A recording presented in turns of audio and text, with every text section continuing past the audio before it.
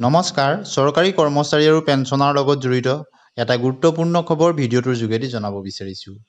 AINPSEFৰ 9টা দাবী সম্পৰ্কত এক গুৰুত্বপূৰ্ণ খবৰ আহিছে, যিটো NPS কৰ্মচাৰী সংগঠনৰ দাবী বুলি আমি ক'ব লাগিব।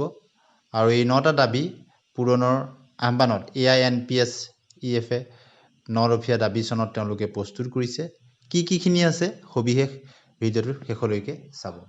প্ৰথমটো হৈছে দৰমহা আৰু বেতন, পে এণ্ড চেলাৰী।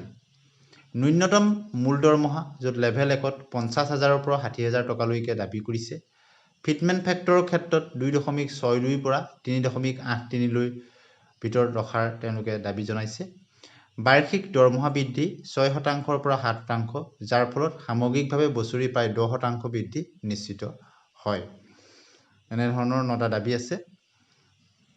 গতিকে প্ৰথম দাবীটো ন্যূনতম মূল বেতন পে লেভেলৰ কৰ্মচাৰীৰ ক্ষেত্ৰত দেখা গ'ল।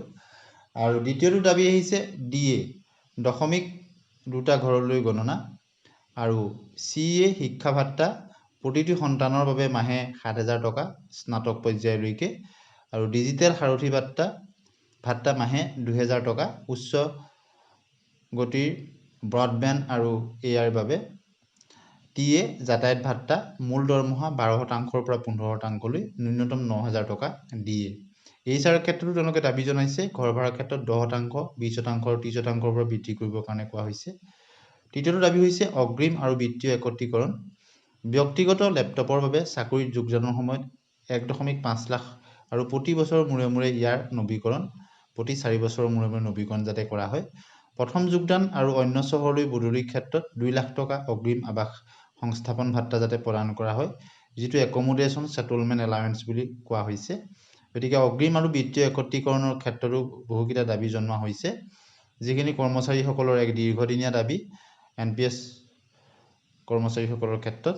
আৰু গতিকে প্ৰথম যোগদান আৰু অন্য চহৰলৈ বদলিৰ ক্ষেত্ৰত 2 লাখ টকাৰ যিটো অগ্ৰিম প্ৰদানৰ কথা কোৱা হৈছে। আৰু সুবিধাসমূহ হৈছে চতুৰ্থ যিটো দাবী ছুটি, চিকিৎসা আৰু কল্যাণৰ ক্ষেত্ৰতো কোৱা হৈছে যে প্ৰতি জানুৱাৰীত 14 দিন CL প্লাছ 30 দিন EL প্লাছ 20 দিনৰ চিকিৎসা ছুটি প্ৰদানৰ দাবী জনোৱা হৈছে। অৱসৰৰ সময়ত 400 দিন পৰ্যন্ত EL নগদীকৰণ আৰু সীমাহীন সঞ্চয় 300+15। চাকৰিৰ সময়কালত বছৰি 30 দিন পৰ্যন্ত EL প্ৰদানৰ দাবী জনোৱা হৈছে আৰু নগদীকৰণ আৰু ইয়াক LTCৰ পৰা পৃথক কৰা। চাকৰি যোগদানৰ সময়ত মুঠ 90 দিনৰ অগ্ৰিম ছুটিকে আদি কৰি যিখিনি কৰ্মচাৰীসকলে দীৰ্ঘদিনত তেওঁলোকৰ সমস্যা পাই আহিছে সেইখিনি যাতে পূৰণ হয়। অৱসৰৰ সময়ত 400 দিন পৰ্যন্ত EL নৱীকৰণ আৰু সীমাহীন সঞ্চয়ৰ ক্ষেত্ৰত কোৱা হৈছে। আৰু সকলো ধৰণৰ চাকৰিত যোগদানৰ সময়ত যাতে মুঠ 90 দিনৰ অগ্ৰিম ছুটি, সামাজিক দায়বদ্ধতাৰ বাবে 45 দিন আৰু পৰিয়াল অভিভাৱকৰ যতনৰ বাবে 45 দিন, সকলো ধৰণৰ ছুটি একত্ৰীকৰণ কৰাৰ দাবী কোৱা হৈছে, য'ত EL, CL, ML, EOL আদি থাকিব। বোনাছৰ ক্ষেত্ৰত 6,908 টকাৰ পৰা 27,640 টকালৈ বৃদ্ধি কৰিবলৈ কোৱা হৈছে। 5 দিনীয়া কৰ্মসপ্তাহ সোমবাৰৰ পৰা শুক্ৰবাৰলৈ কোৱা হৈছে, য'ত সপ্তাহত 45 ঘণ্টা কাম, প্ৰতিদিনে 2 ঘণ্টা ঘৰত পাঠদানৰ প্ৰস্তুতিৰ বাবে, আৰু বাধ্যতামূলক কম্প্ৰেহেনচিভ চেলাৰী একাউণ্ট পেকেজৰ দাবী কোৱা হৈছে। সংশোধিত গ্ৰুপ ইঞ্চুৰেঞ্চ আঁচনি 1 কোটিৰ পৰা 2 কোটি টকা পৰ্যন্ত বৃদ্ধি কৰাৰ দাবী জনোৱা হৈছে।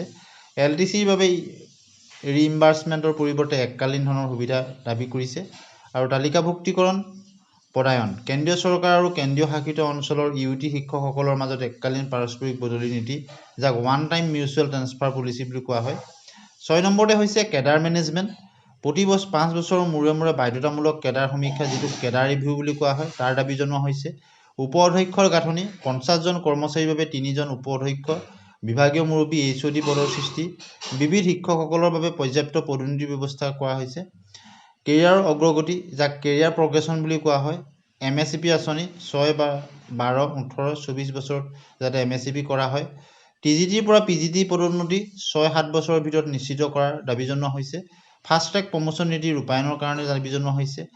শিক্ষকতা ভিত্তিক উচ্চ দক্ষ আৰু মৰ্যাদাপূৰ্ণ শ্ৰেণী হিচাপে যাতে ঘোষণা কৰা হয়, তাৰো দাবী জনোৱা হৈছে। গতিকে বহুকেইটা দাবী জনোৱা হৈছে। DCRGৰ গ্ৰেচুইটিৰ সীমা 50 লাখলৈ বৃদ্ধি আৰু ইয়াক DAৰ সৈতে সংযোগ কৰাৰ দাবী জনোৱা হৈছে। NPS UPSৰ পৰিৱৰ্তে OPS পুৰণি পেঞ্চন আঁচনি পুনৰ প্ৰৱৰ্তন কৰাৰ দাবী জনোৱা হৈছে। অৱসৰৰ বয়স 60ৰ পৰা 65 বছৰলৈ বৃদ্ধি কৰাৰ কোৱা হৈছে, য'ত UGC শিক্ষকৰ দৰে যাতে 60ৰ পৰা 65 বছৰ কৰা হয় তাৰ দাবী জনোৱা হৈছে। আৰু গাঁথনিৰ সংস্কাৰৰ দাবী জনোৱা হৈছে। কেন্দ্ৰীয় প্ৰতিনিধিত্ব অঞ্চলসমূহত কেন্দ্ৰীয় নিয়মসমূহ সময়মতে ৰূপায়ণ কৰাৰ দাবী জনোৱা হৈছে।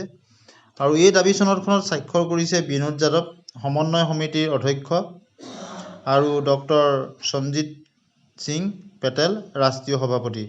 গতিকে যদি এই দীৰ্ঘদিনীয়া কৰ্মচাৰীৰ দাবীসমূহ যদি NPS কৰ্মচাৰীসকলৰ এই দাবীসমূহ, বিশেষকৈ এই 9টা দাবী যদি পূৰণ হয়, তেনেহ'লে NPS কৰ্মচাৰীসকলৰ যি দাবী আছিলে বহুখিনি লাঘৱ হ'ব।